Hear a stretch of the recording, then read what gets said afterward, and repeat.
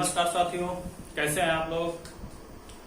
तो आज 25 जून है और आज से आपकी क्लास हिंदी की फिर से शुरू हो रही है।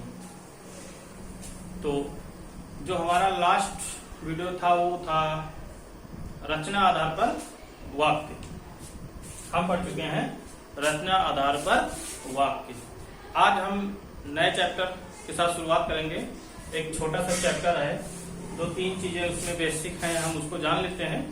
फिर उसके बाद हम एक और नए अच्छे चैप्टर से शुरुआत करते हैं। अभी तत्सम तद्भव पढ़ा हुआ है, हमारा छंद पढ़ा हुआ है, मुहावरे पढ़े हुए हैं, शुद्ध वक्तनियां पढ़ी, काफी सारे चैप्टर अभी बाकी हैं। तो हम आज छोटे से एक चैप्टर को शुरू करते हैं और उसको समाप्त करने की कोशिश करते हैं, ताकि हिंदी भी अब लगातार आपकी चलती रहेगी, हिंदी की क्लास आपको लगातार मिलती रहेगी। तो चलिए आज जो हम शुरू करने वाले हैं वो चैप्टर है उद्देश्य और विधेय। कौन सा चैप्टर है? उद्देश्य एवं विधेय। उद्देश्य एवं विधेय, इससे भी क्वेश्चन पूछे जाते हैं। हालांकि सिलेबस में है, कभी पूछते हैं कभी नहीं पूछते हैं। उद्देश्य और विधेय, इसमें पूछता है कि उद्देश्य क्या है और विधेय क्या है। तो हेडिंग होगा उद्देश्य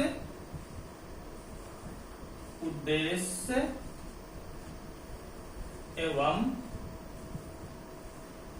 विधेय। उद्देश्य एवं विधेय। उद्देश्य एवं विधेय, अगर उद्देश्य एवं विधेय की परिभाषा की बात करें तो परिभाषा होगा किसी भी वाक्य में कर्ता उद्देश्य होता है।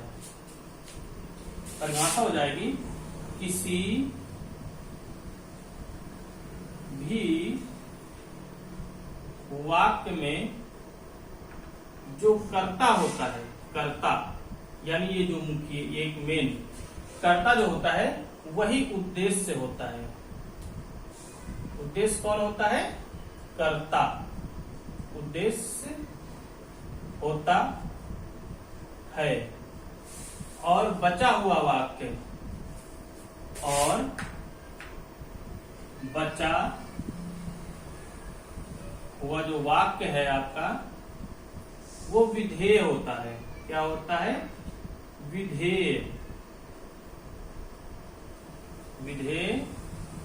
होता है। मतलब किसी भी वाक्य में, कोई भी वाक्य हो, उसमें जो कर्ता होगा वही उद्देश्य होगा आपका। जो कर्ता होगा वही उद्देश्य होगा, और जो वाक्य बच जाएगा वो आपका हो जाएगा विधेय। आइए एग्जाम्पल से समझते हैं। जैसे आपको पेपर में ये क्वेश्चन दे दिया गया कि सचिन ने एक ओवर में सचिन ने एक ओवर में 4 चौके मारे। 4 चौके मारे। आपसे क्वेश्चन पूछा गया कि सचिन ने एक ओवर में 4 चौके मारे, और आपको इसमें बताना है उद्देश्य। क्या बताना है? उद्देश्य। आपको बताना है उद्देश्य बताना है। सचिन ने एक ओवर में 4 चौके मारे। अब बताइए इस पूरे वाक्य में उद्देश्य क्या है? तो आपको ऑप्शन दे देता है। पहला, एक ओवर,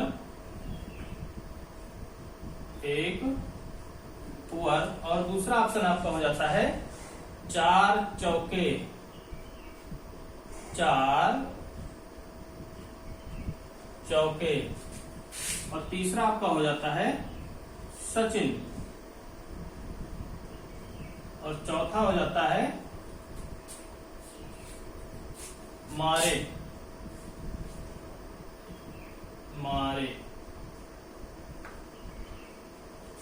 तो आपको ये 4 ऑप्शन दे दिया। इन 4 ऑप्शनों में आपको ये बताना है कि इसमें उद्देश्य कौन है। इन 4 ऑप्शन में आपको बताना है कि इनमें उद्देश्य कौन है। अब परिभाषा से अगर हम देखें तो देखिए परिभाषा में क्या लिखा हुआ है। किसी भी वाक्य में कर्ता जो होता है वही उद्देश्य होता है। तो इन ऑप्शन में कर्ता कौन है? कर्ता वही होता है जो करता है। यानी सचिन ने 1 ओवर में 4 चौके मारे, तो 4 चौके जो 1 ओवर में मारे गए हैं उसको किसने मारा? सचिन ने मारा है ना, तो सचिन हो गया कर्ता।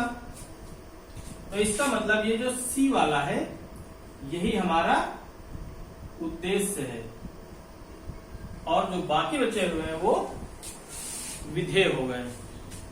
इसी तरह क्वेश्चन पूछता है कि ये आपको क्वेश्चन दे देगा, सचिन ने 1 ओवर में 4 चौके मारे, और आपको इसमें बताना है कि इसमें उद्देश्य कौन है। आपसे केवल उद्देश्य पूछा जाएगा, हमेशा उद्देश्य पूछा जाएगा। तो जो कर्ता होता है, यानी जो करता है वही उद्देश्य है। तो यहाँ पे कर्ता कौन है? सचिन। तो सचिन हो गया उद्देश्य। जैसे कहा जाए जवान, जैसे आपसे पूछा जाए दूसरा क्वेश्चन कि जवान देश के प्रहरी हैं। जवान देश के प्रहरी हैं। जवान देश के प्रहरी हैं। क्या पूछा गया है? जवान देश के प्रहरी हैं। तो देश की रक्षा कौन करता है? जवान ही तो करता है। देश की रक्षा जवान करता है, यानी जवान देश के प्रहरी हैं। तो कर्ता कौन हो गया? जवान हो गया, यानी ये कर्ता हो गया। क्या हो गया आपका? कर्ता। तो उद्देश्य इसमें क्या हो गया? जवान, यानी जो आपका उद्देश्य हो गया वो हो गया जवान। इतना समझ में आ गया? जो करता है वही उद्देश्य है। चलिए इसके बाद हम बात करते हैं उद्देश्य एवं विधेय, तो आपका ये हो गया। इसके बाद हम बात करते हैं पदबंध के बारे में। शायद आप पहली बार पढ़वाए हो, लेकिन ये सब सिलेबस में आपके है, इसलिए हम चाहते हैं कि ये छूटे ना और आपको पूरा बताया जाए। क्या है इसके बाद? पद बंध। हो सकता है आप में से कोई पढ़ भी रखा हो इसको। पद बंध, बंद है, बंद कर दिए क्या? पद बंध, पद बंध। आपसे पदबंध से भी क्वेश्चन पूछे जाते हैं।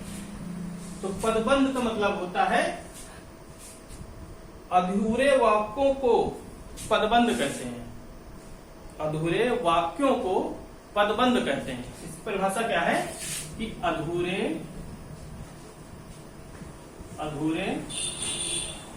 वाक्यों को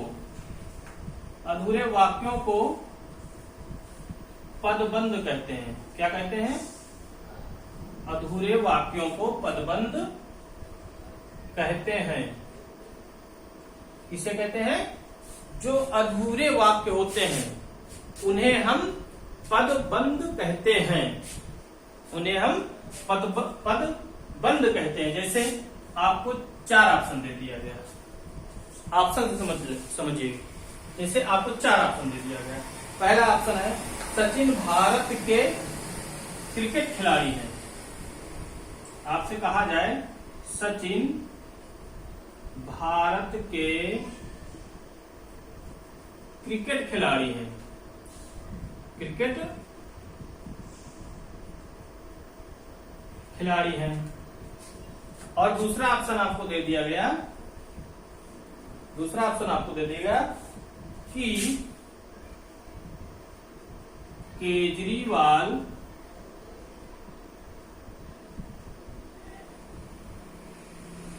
के मुख्यमंत्री हैं,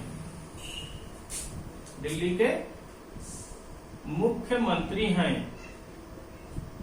ठीक, और आपको तीसरा दे दिया गया, साइना नेहवाल भारत की, साइना नेहवाल, साइना नेहवाल भारत की। और चौथा ऑप्शन दे दिया गया आपको, सुशील कुमार भारत के, सुशील कुमार भारत के। हालांकि अभी तो जेल में है, लेकिन हम इनको मतलब उदाहरण के लिए इस्तेमाल किए हैं। अब देखिए पदबंध क्या होता है, जो अधूरे वाक्य होते हैं, जो अधूरे वाक्य होते हैं उन्हें हम पदबंध कहते हैं। अब जैसे ऑप्शन में देखिए, पहला ऑप्शन है सचिन भारत के क्रिकेट खिलाड़ी हैं। क्या ये अधूरा वाक्य है? नहीं है, क्योंकि इसमें साफ साफ कहा गया है कि ये क्रिकेट के खिलाड़ी हैं, सचिन क्रिकेट के खिलाड़ी हैं। और दूसरे में क्या कहा गया, केजरीवाल दिल्ली के मुख्यमंत्री हैं। ये भी सही है, केजरीवाल दिल्ली के मुख्यमंत्री हैं, यानी ये पूरा वाक्य सही है। अब इसमें कहा गया तीसरे में, साइना नेहवाल भारत की, क्या इसमें केवल इतना लिखा गया, साइना नेहवाल भारत की, क्या है ये नहीं, अधूरा वाक्य है, इसमें कुछ नहीं बताया गया। भले ही हम लोग जानते हैं साइना नेहवाल की बैडमिंटन से संबंधित है, लेकिन उससे कोई मतलब नहीं भाई, इसमें तो यही लिखा हुआ है साइना नेहवाल भारत की, ये अधूरा है। और जो चौथा है सुशील कुमार भारत के, सुशील कुमार भारत के, अब भाई यहां तो कहीं लिखा नहीं कबड्डी, तो यहां पर ये दोनों हैं, ये क्या है, अधूरे वाक्य हैं। क्या है, अधूरे वाक्य। और आपसे पूछ लिया जाए इसमें से पदबंध कौन कौन है, इसमें से पदबंध कौन कौन है, तो कौन हो जाएगा, तीसरा और चौथा आपका पदबंध हो जाएगा। क्या हो जाएगा, पदबंध हो जाएगा। तो आपका पदबंध भी हो गया, आप पदबंध समझ गए होंगे, आप उद्देश्य भी समझ गए होंगे, जो करता है वही उद्देश्य है। पदबंध मतलब अधूरे वाक्य। तो आपका पदबंध भी समाप्त हो गया है। इसके बाद हम आपको बताएंगे रचना आधार पर शब्द। रचना आधार पर वाक्य पढ़ चुके हैं, अब रचना आधार पर शब्द के बारे में पढ़ेंगे। किसके बारे में पढ़ेंगे, रचना आधार शब्द। रचना आधार पर शब्द क्या पढ़ेंगे, रचना आधार पर शब्द। क्या पढ़ रहे हैं, रचना आधार पर शब्द। इसके पहले वाले वीडियो में हम पढ़े थे रचना आधार पर वाक्य, ये उससे अलग है, ये जो है उससे अलग है। रचना आधार पर शब्द। रचना आधार शब्द के बारे में बात करें तो ये 4 प्रकार के होते हैं। कितने प्रकार के होते हैं, 4 प्रकार के। पहला जो आपका होता है वो होता है रूढ़ शब्द। क्या होता है, रूढ़ शब्द। जो आपका पहला है वो है रूढ़ शब्द। कौन है, रूढ़ शब्द। और दूसरा आपका जो है वो है यौगिक शब्द। कौन सा, यौगिक शब्द। यौगिक शब्द। और आपका जो तीसरा है, जो आपका तीसरा है वो है योग रूढ़ शब्द। कौन सा है, योग रूढ़ शब्द। योग रूढ़ शब्द। और जो चौथा आपका है जो बहुत ही इंपॉर्टेंट है वो है आपका संकर। संकर या फिर हम इसे कहते हैं मिश्रित शब्द। मिश्रित शब्द। आपसे संकर शब्द पेपर में बहुत बार पूछा जाता है, हर एग्जाम में संकर शब्द के क्वेश्चन आते ही आते हैं। तो हम ये रचना आधार पर जो शब्द है ये 4 प्रकार के हैं। एक आपका जो है रूढ़ है, दूसरा आपका यौगिक है, तीसरा आपका योग रूढ़ है, और चौथा जो है मोस्ट इंपॉर्टेंट है वो है संकर। कौन सा है? संकर। चलिए अब हम इस इनके बारे में एक के बारे में जान लेते हैं। सबसे पहले हम बात करते हैं रूढ़ शब्द की। रूढ़ शब्द वे शब्द होते हैं जो कभी टूटते ही नहीं। रूढ़ शब्द वे शब्द होते हैं जो कभी टूटते ही नहीं। या हम कह सकते हैं, इस परिभाषा लिख सकते हैं कि ऐसे शब्द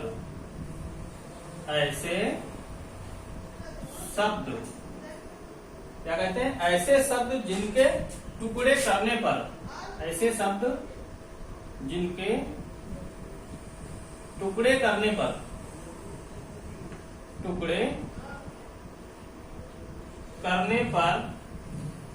सार्थक अर्थ नहीं निकलता। सार्थक अर्थ नहीं निकलता।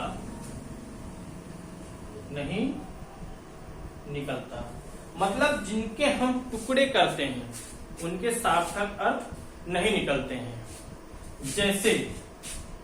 जैसे अगर हम घर को अलग करें तो क्या इसका सार्थक अर्थ निकलेगा? नहीं निकलेगा। इसका सार्थक अर्थ नहीं निकलेगा। अगर हम कमल को अलग करें तो क्या सार्थक अर्थ निकलेगा? नहीं निकलेगा। अगर हम कलम को अलग करें तो क्या सार्थक अर्थ निकलेगा? कोई सार्थक अर्थ नहीं निकलेगा। भैया घर को कैसे अलग कर सकते हैं? क्या हम एक भैया घा प्लस रा कर दे? घा प्लस रा कर दे ना, गलत है। एक का करते भैया, का एक हम का प्लस मल कह गई, जोड़े से कमल हो जाए ना हो, तो यहू भैया सार्थक नहीं निकला। कलम का यहूं तो वह हाल है, जो कमल का हाल है वही कलम का हाल है, वही घर का हाल। मतलब सार्थक अर्थ नहीं निकल रहे हैं। तो जब सार्थक अर्थ नहीं निकल रहे हैं तो ये कौन से शब्द हो गए आपके? रूढ़ शब्द हो गए। रूढ़। ठीक। इसके बाद जो दूसरा आपका है वो है आपका यौगिक शब्द। कौन से होते हैं? यौगिक शब्द। यौगिक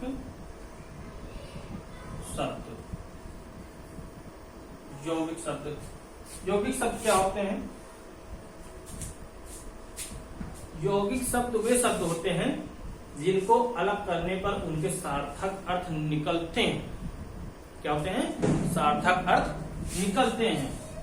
ऐसे शब्द जिनके टुकड़े करने पर सार्थक अर्थ निकलते हैं। परिभाषा लिख लेंगे हम। ऐसे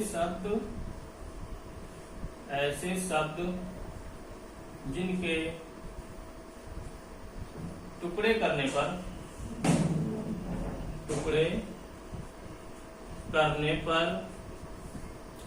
सार्थक अर्थ निकलते हैं। सार्थक अर्थ निकलते हैं, उन्हें हम कहते हैं यौगिक शब्द। उन्हें क्या कहते हैं? यौगिक शब्द। यौगिक शब्द हमेशा अलग हो जाते हैं। जैसे आपको कहा जाए भोजनालय,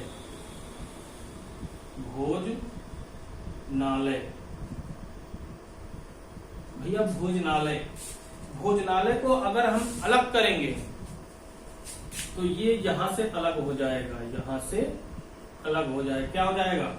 भोजन धन आलय। आलय मतलब होता है घर, यानी भोजन जहां मिलता है उसे बोलते हैं भोजनालय। भोजन जहां मिलता है उसको बोलते हैं भोजनालय। जैसे आपसे कहा जाए हिमालय, तो भैया हिमालय का भी सार्थक अर्थ निकल रहा है। क्या हो गया? हिम प्लस आलय। आलय माने तो पता ही है घर होता है, हिम माने हो गया बर्फ, यानी जहां बर्फ का भंडार है, जहां बर्फ स्थित है उसको क्या बोलते हैं? हिमालय बोलते हैं। इसका भी सार्थक अर्थ निकलता है। और एक देख लेते हैं, जैसे कहा जाए पुस्तकालय। पुस्तकालय, भैया पुस्तकालय को भी अलग करेंगे तो सार्थक अर्थ निकलेगा, तो क्या हो जाएगा? पुस्तक धन आलय, यानी आलय मतलब घर, पुस्तक माने किताब, जहां किताबें रखी जाती हैं उसको क्या बोलते हैं? पुस्तकालय। डिग्री कॉलेज में होता है, इंटर कॉलेज में पुस्तकालय होता भैया। तो यौगिक शब्द वे शब्द होते हैं जो टूटने पर सार्थक अर्थ निकलते हैं और रूढ़ वाले में नहीं टूटते, उनके सार्थक अर्थ ही नहीं निकलते, तो वो टूटते ही नहीं। ये क्लियर हो गया। इसके बाद जो तीसरा है, जो हमारा तीसरा है वो है आपका योग रूढ़ शब्द। कौन सा? योग रूढ़ शब्द। तीसरा जो आपका है योग रूढ़ शब्द। कौन सा है? योग रूढ़ शब्द।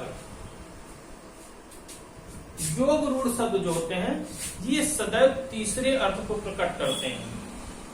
ये सदैव तीसरे अर्थ को प्रकट करते हैं। तीसरा अर्थ का मतलब ही होता है पर्यायवाची, जैसे बहुब्री समास में होता है उसी तरह यहाँ पर होता है। ये सदैव तीसरे अर्थ को प्रकट करते हैं। इसकी परिभाषा हो जाएगी, ये सदैव तीसरे अर्थ को प्रकट करते हैं। तीसरे अर्थ को प्रकट करते हैं। ये हमेशा तीसरे अर्थ को प्रकट करते हैं। जैसे जलद, तीसरा मतलब पर्यायवाची। तो हमें ये याद रखना, जो योग रूढ़ शब्द है इसमें पर्यायवाची अगर है, ऑप्शन में पर्यायवाची दे रखा है और पूछ ले आपसे कि इसमें आपको योग रूढ़ शब्द बताना है, तो जहां आपको पर्यायवाची दिखे उसी पे टिक मार देना है। ठीक। इसके बाद जो चौथा आपका है वो है संकर। संकर यानी ये बहुत इंपॉर्टेंट है। संकर, संकर या इसे हम कहते हैं मिश्रित शब्द। मिश्रित शब्द, मिश्रित शब्द से साफ साफ जाहिर हो रहा है कि एक दूसरे में मिक्स करना। मिश्रित शब्द का मतलब होता है एक दूसरे में मिक्स करना। जैसे इसकी परिभाषा हो जाएगी, ऐसे शब्द जो दो भाषाओं के योग से मिलकर बना होता है। ऐसे शब्द जो दो भाषाओं से मिलकर बना है। ऐसे शब्द जो दो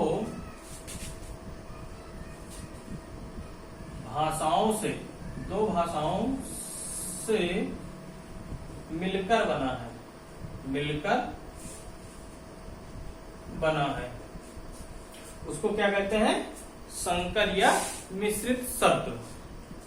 संकर या मिश्रित शब्द। जैसे आपको कहा जाए कि बताइए रेलगाड़ी में, रेल गाड़ी में कौन सा शब्द है? तो रेलगाड़ी जो होता है वो दो शब्दों से मिलकर बना है। रेल शब्द अलग है और गाड़ी शब्द अलग है। ये देशज है, ये विदेशज है। ये विदेशज है और ये देशज है, इसलिए इसको कहा गया है रेलगाड़ी। जैसे आपको कहा जाए रिक्शा वाला, रिक्शा वाला, तो रिक्शा जो है ये जापान की भाषा है। कहाँ की भाषा है? जापान। और वाला देशज हो गया आपका। ठीक, रिक्शा वाला। यानी ये 2 भाषाओं से मिलकर बना है। कितनी भाषाओं से? 2 भाषाओं से मिलकर बना है। जैसे आपको कहा जाए टिकट घर, टिकट घर, तो भैया यहाँ पे जो टिकट है यह विदेशज है, विदेशज है और यह देशज है। यानी ये 2 भाषाओं से मिलकर बना टिकट घर। और अगर कहा जाए वृक्ष छाया, वृक्ष छाया, तो भैया ये भी वृक्ष अलग भाषा का है और छाया अलग भाषा का है। अब से अगर कहा जाए अजायब घर, अजायब तो घर, तो भैया घर तो अलग है, अजायब अलग है, उर्दू में है, अजायब उर्दू में है और घर जो है वो देशज भाषा है। तो यहाँ पर मतलब संकर शब्द जो है ये सबसे इम्पोर्टेंट है। क्या है? इम्पोर्टेंट है परीक्षा के लिहाज से, इसको जरूर याद रखिए। संकर मतलब यानी मिश्रित शब्द। तो आपका जो ये हो गया छोटा सा था और ये छोटे से वीडियो में समाप्त कर दिया गया है। इसके बाद हम नए टॉपिक पे चर्चा करेंगे। अगर नया टॉपिक हो सकता है आपका देशज विदेशज हो, या फिर हम बात करेंगे शुद्ध वर्तनी के बारे में। किसमें? शुद्ध वर्तनी के बारे में। तो आज के लिए बस इतना रखते हैं। मिलते हैं 26 जून को। और आप लोगों से रिक्वेस्ट है कि थोड़ा वीडियो को शेयर कर दीजिए, अपने दोस्तों तक पहुंचाइए, उन्हें बताइए जो यूपीएसआई और यूपी ट्रिपल एससी यानी पीईटी की परीक्षा की तैयारी कर रहे हैं या अन्य किसी परीक्षा की तैयारी कर रहे हैं, तो हिंदी की क्लास, हिंदी मस्ती ऑनलाइन क्लास यूट्यूब पर सर्च करें और उसको सब्सक्राइब करें, लाइक करें और शेयर करें। धन्यवाद।